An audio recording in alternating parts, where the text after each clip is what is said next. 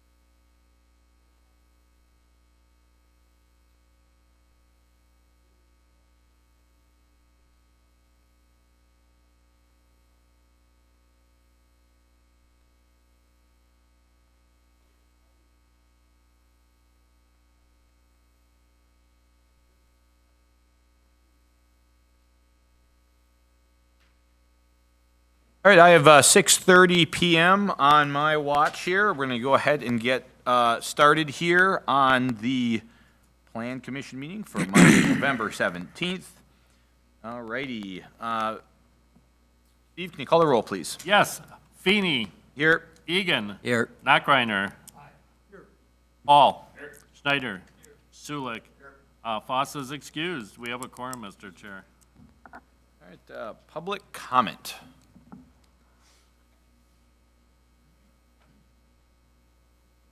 I received none. I've received none. Approval of minutes from previous meeting. I will say the minutes have been corrected. We erroneously listed Mr. Egan as a motion maker for the conditional use permit. That's been corrected. Having read, I'd make a motion to approve. Mr. Paul? Second. Any further discussion? Steve, call the roll, please. Feeney. Yes. Egan. Aye. Knockreiner. Paul. Schneider. Sulik. Motion carries. Discussion and possible action on resolution approving an amendment to the project plan and boundaries of tax incremental district number 8. We have John Cameron from our municipal advisor Ellers to present the project plan and boundary amendments for TID number 8. Okay, good evening, everybody. I'll give a high overview of the highlights of the project plan amendment, and then certainly happy to answer any questions that you have. Before I get into kind of the highlights from a schedule standpoint, so just prior to this meeting, we had the initial meeting of the Joint Review Board as well as the annual meeting for that board. Assuming the action item that you have on your agenda tonight is a resolution recommending the updated boundaries and the project plan onto the Common Council. Assuming that is adopted, this would go before the Common Council this coming Monday, the 24th. And then the Joint Review Board is slated to take up action on this item on December 8th. So that's just kind of a snippet from a timeline standpoint.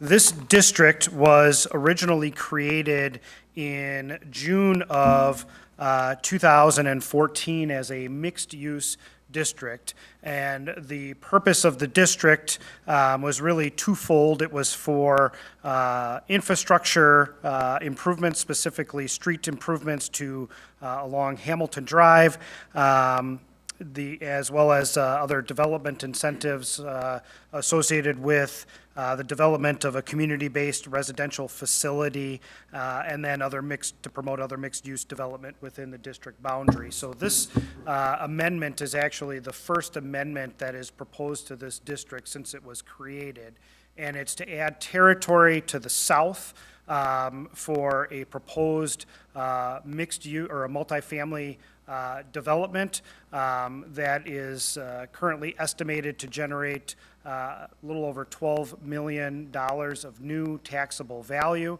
And then on the project expense side, to cover development incentives that are slated for approximately $1.8 million on a pay-as-you-go basis for the development of the site. In terms of the pay-as-you-go, the development is estimated to occur in 2026. So within the world of tax incremental financing, there's always a 2-year lag from the time that development occurs to the time that you have tax increment revenue coming into the district. So if you're looking at pay-as-you-go type funding, if development were occurring in 2026, the first year that you'd have tax increment revenue from this development would be in 2028. From a development standpoint, within the project plan, what's shown is that the MRO could be satisfied before the end of the TIF district's useful life. The MRO would potentially run out through 2035, which is the last year of collection of increment within this district. But from a fund balance standpoint, it's projected that this district would have a cumulative fund balance that exceeds the remaining amount of the MRO by 2032. So be able to close really 3 years earlier than its its maximum lifespan. So that's a high-level overview of the district. Steve, I don't know if there's anything you want to add on the development itself? Yeah, as John indicated, this is the city's best performing TID. It's got a current TID balance of 155,036. It was originally created in 2014 to facilitate the development of Hamilton Park Place, that was developed by Jim Grothman and Dave Gunderson, as well as to fund some public improvements in the Hamilton Street corridor. Hamilton Park Place, of course, emerged, was constructed, and added the great increment that it did. The other good news is that the second phase of Hamilton Park Place is planned for 2026, as approved by the Plan Commission. So that is a 16,000 square foot memory care facility that is going to be constructed as an addition to the current Hamilton Park Place. So that will take place in 2026. We do have the developers here, Todd Nelson and Bill Clemens, who have proposed the 72-unit multifamily development.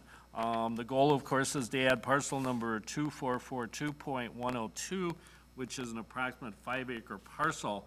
So luckily, we have been able to do that with this proposed amendment in 4 easy steps, meaning 4 parcels, 2463, just south of the current TID boundaries, 2441, and then 2 residential lots, 2442.09, 2442.08. So that doesn't always happen, and there's a minimal evaluation for that, which also helps in the big picture as well. So Mr. Clemens and Mr. Nelson are proposing 3 buildings, 72 units of market rate housing. They have submitted a site plan with a stormwater management plan that will be before the Plan Commission on December 15th, as well as a conditional use permit for a large and group development as allowed in the zoning district. So this is a 5-acre green space parcel. I will add that they are going to leave 2 acres as green space conservancy on this, and they're here if you would like to ask them any questions on their proposed development that this TID addition will facilitate. So again, it's a significant and quality multifamily development on that parcel. Regarding your projections, your projections don't include the expansion of the assisted living, correct? Correct. Okay. Yes, the multifamily.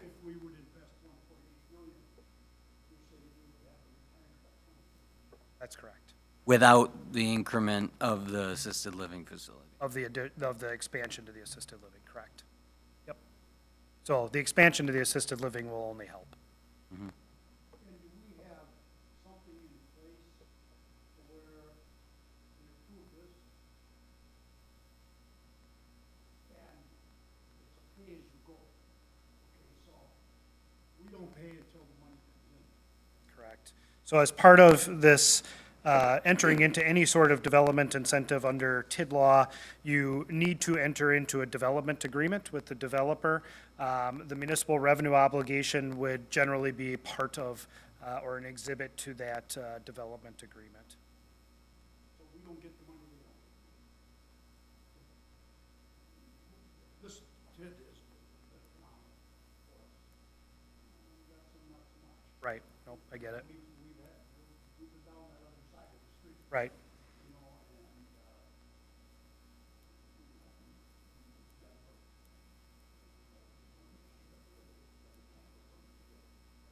The nice thing about a municipal revenue obligation is it is not a general obligation of the city. So it's not like taking out a GO bond or promissory note and doing the, any sort of improvements and then relying on the increment to pay the debt. Municipal revenue obligation really shifts the risk from the city to the developer. And as you said, if the development doesn't perform, doesn't perform to the terms in the development agreement, either the increment, or the pay-as-you-go obligation is either reduced or not made available per the terms of the development. So the development agreement will really drive, the payment of that MRO. But it is not a general obligation of the city, which is really nice from a risk standpoint. We haven't approved that development. Yeah, it's gonna be before us in December. But it's really kind of rare to have an amendment to a TID district for a coming development and have it coincide so closely with the TID district addition and site plan, so the timing is good. And I will say that, Mr. Nelson and Mr. Clemens have submitted their TID application for TID assistance, and it is currently being analyzed in real time as we speak tonight by Ellers. And so that report will come to the city within the next couple of weeks. Yep. So, in terms of the timing. See the development agreement. Sure. Yeah, no, and in terms of the timing, it's a good question of, are you acting before you need to? No, I don't think that you are in this case, because really the amendment doesn't mean that you're going to enter into the, municipal revenue obligation and the development incentive. It just makes it an eligible expense, assuming you move forward with it from an amendment standpoint. So it still leaves the freedom for the council to act on the development agreement, enter into the municipal revenue obligation, assuming you choose to do so. And if you don't, obviously that site now is in the TID, and if there's another development proposal that comes forward, you're free to move forward with that. How many amendments can you make? You can do up to 4 territory amendments during its lifespan. So this is the first of 4. So you still have, assuming you move forward with this, you would still have 3 territory amendments to move forward with. However, this district reaches the end of its expenditure period in 2029. So what that means is you can't enter into any new development agreements or new expenses, contractual expenses for an infrastructure improvement or something of that nature.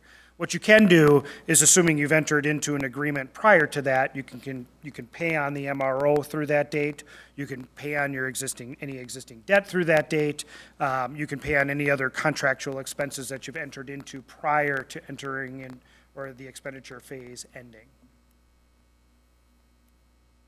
I'm honestly kind of surprised that this particular lot wasn't already part of a TID, just because I know the previous administration was really trying hard to make sure every piece of developable land in the city of Portage was. We tried with the, I will say that. This is staff did creative. try, but this is just a real hard, and we agreed that this is the closest to TID 8 again. To do this in, 4 parcels or less is pretty spectacular. Usually this would only take 12, 14 parcels, which is a lot more value. So I think in the end game, we knew this might come, and we could do this by adding it to TID 8 instead of TID 11. So that's the reason.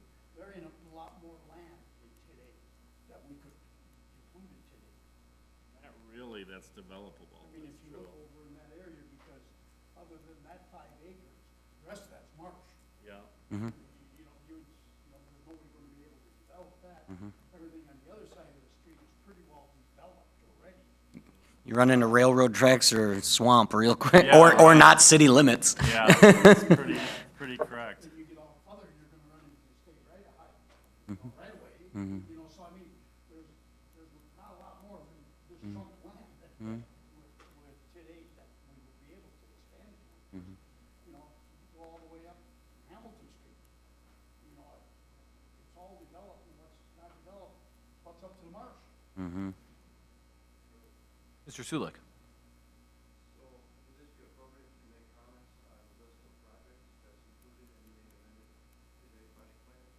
Yeah, I think so.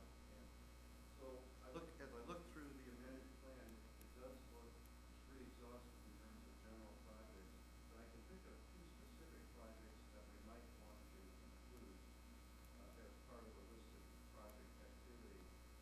Just one way that there needs to be pedestrian access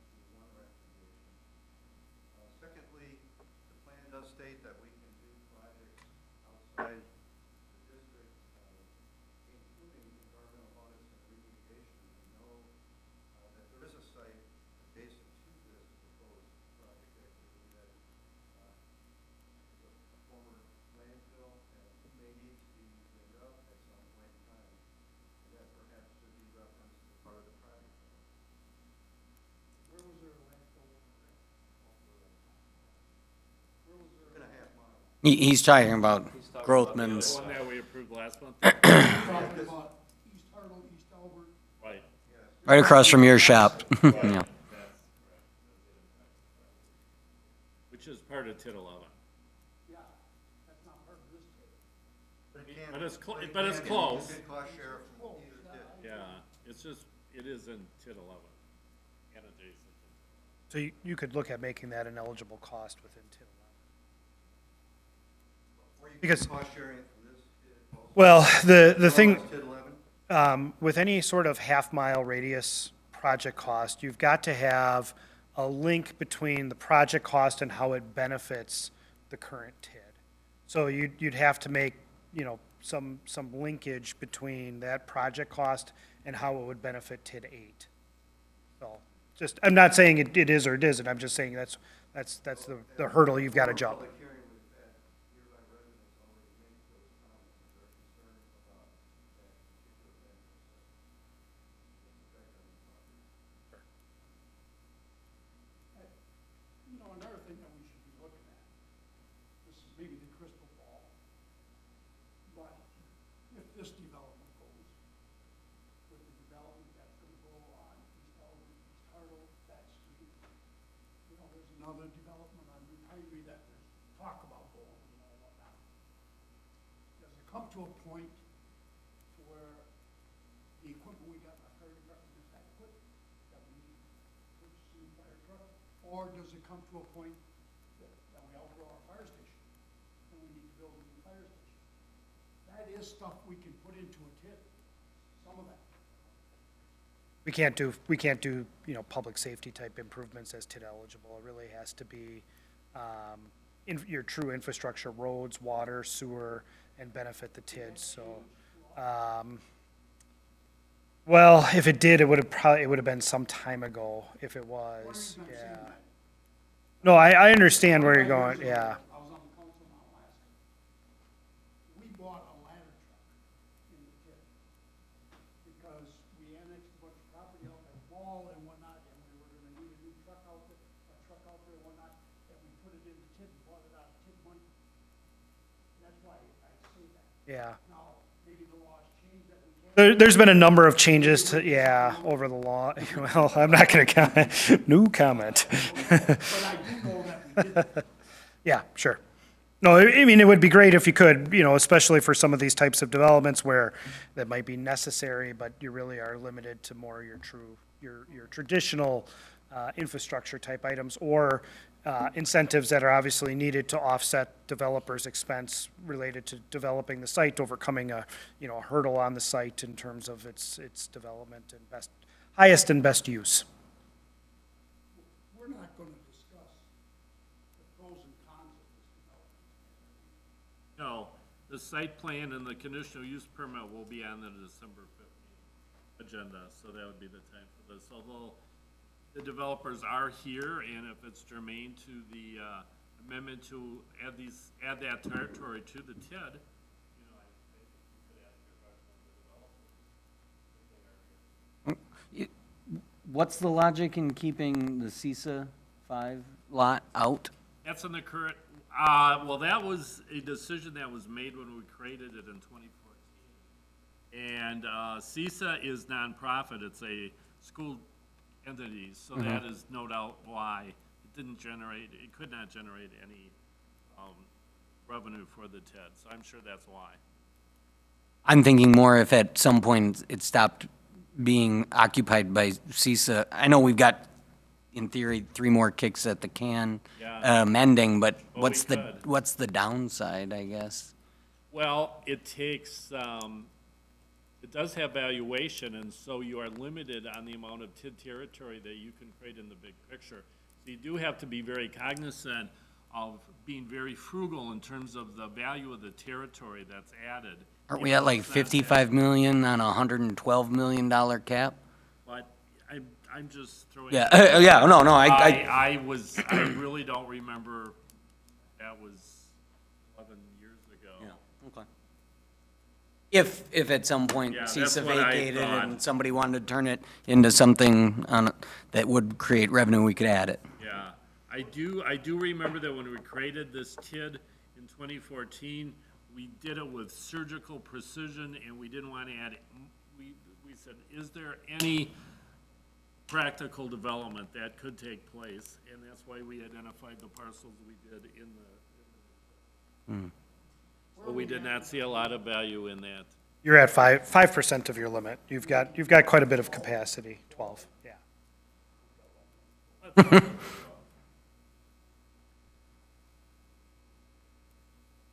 Unless somebody else has a question or comment, I'd make the motion to recommend to Common Council the resolution approving the amendment to TID 8, specifically the boundaries as described.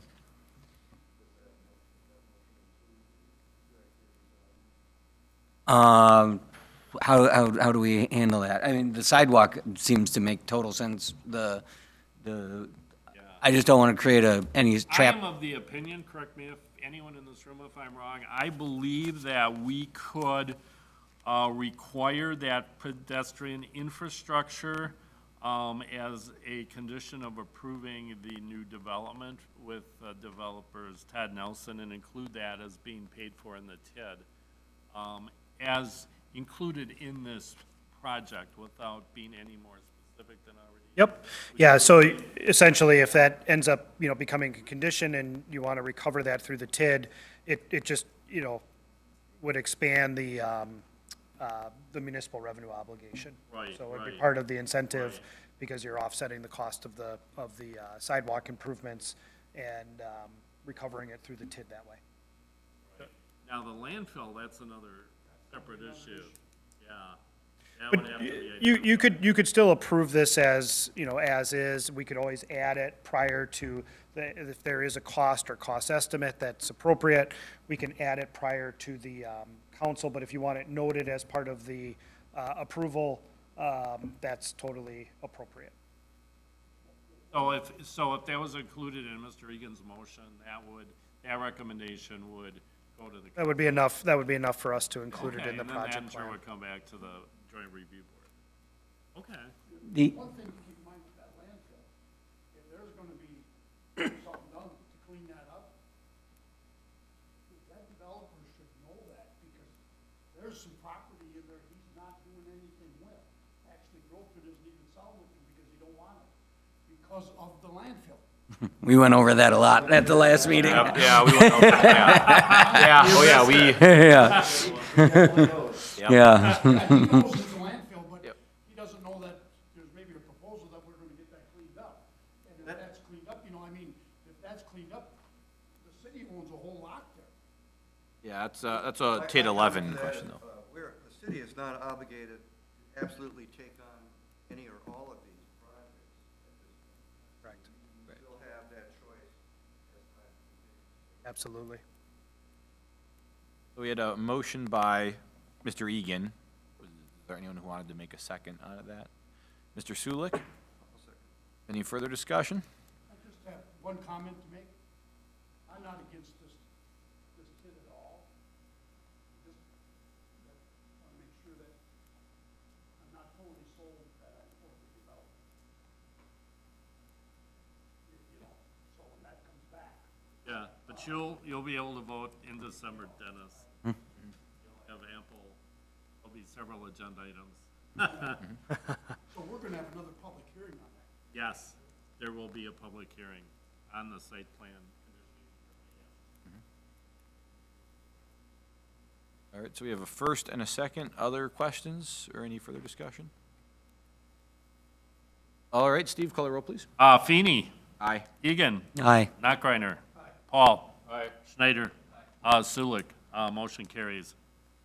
Thank you very much. Have a good evening. Thank you. Thank you. Number 5, discussion possible action on site plan for Pizza Hut parking lot, 401 East Wisconsin Street. So as you know, we have tabled this. This has been on the agenda since September. Pizza Hut constructed a new parking lot project without a building permit or site plan approval by the Plan Commission. And city staff led by Phil has done an incredible job of interacting with the contractor which is Bartel Paving. And Phil has asked them to submit a certified survey showing the elevations and contours in order to determine what the stormwater flow was before the project began. Uh-huh. I don't believe it was tabled at the last meeting. I believe just it was took no one. tabled. I don't think we have to make that motion until after Steve gives his, Okay, yeah. or discussion ensues technically. Okay, thank you, Phil. So I'm gonna turn this over to Phil. I just wanna praise Phil for, working with Bartel Paving City staff, including Phil, are in agreement that, the drainage plan that we have before us, looks to meet the city stormwater, requirements. So staff does recommend this new drainage plan. I'd turn it over to Phil. Thank you, Steve. So yeah, as Steve mentioned, we have been working with the paver out at this lot. We determined that the runoff that we had mentioned to us at a previous public comment was in fact leaving the site. They revised their site plan, some modifications to the asphalt, primarily creating a depression in the northeast quadrant that is going to capture some of that water infiltration. By doing that, it is going to meet our city stormwater requirements by maintaining runoff control prior to discharging from the site, taking some of those suspended solid loads from the parking area, and then maintaining their pre-development infiltration, obviously changing pervious surface with impervious surface. Look at the plan here. We have the depression that they are going to add in there.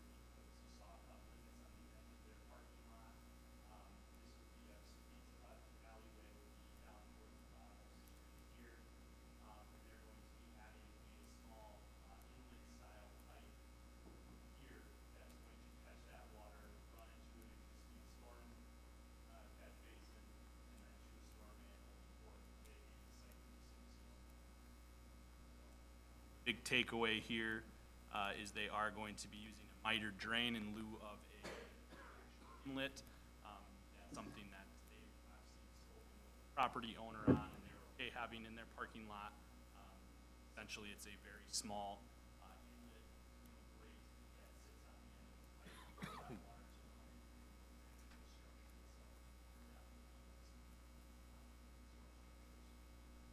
Phil, have we, This is when you take tonight the table. that we brought this up, we had a gentleman here that his property abuts the alley.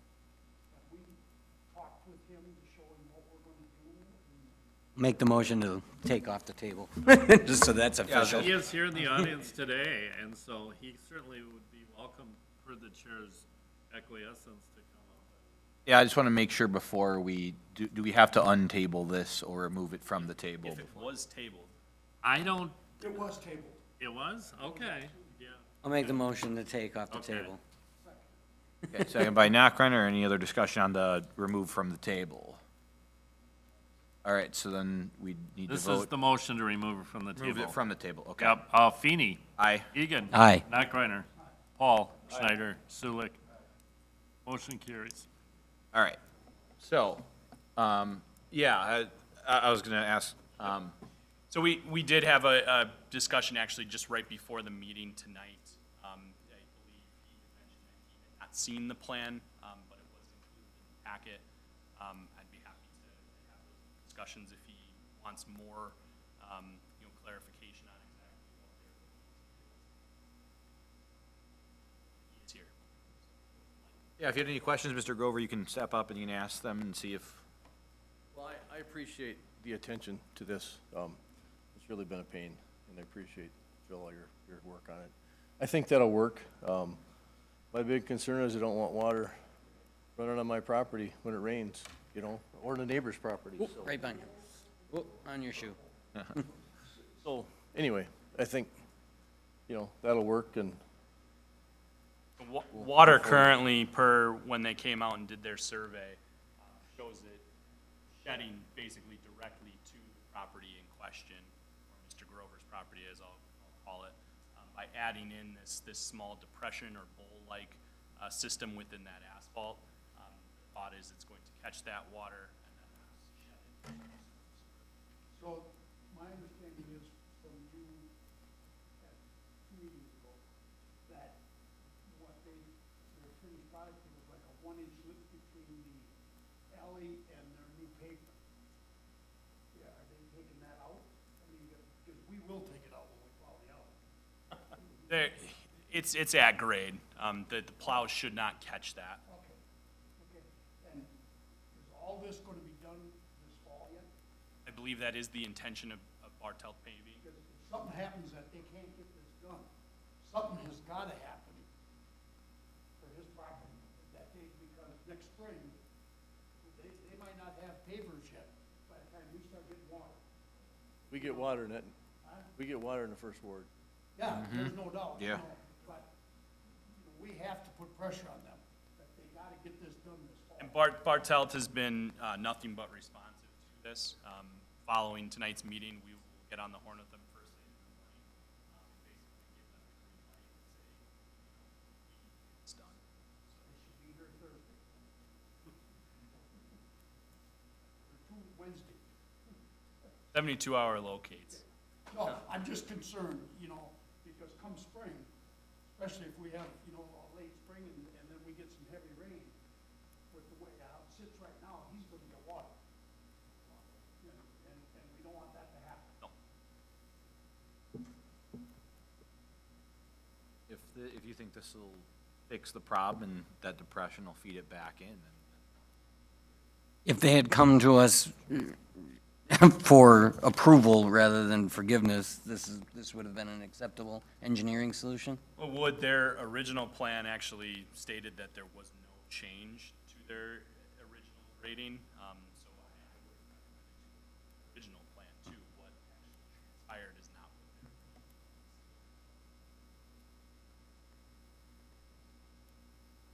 I want to thank you for bringing it up. Yeah, Bill?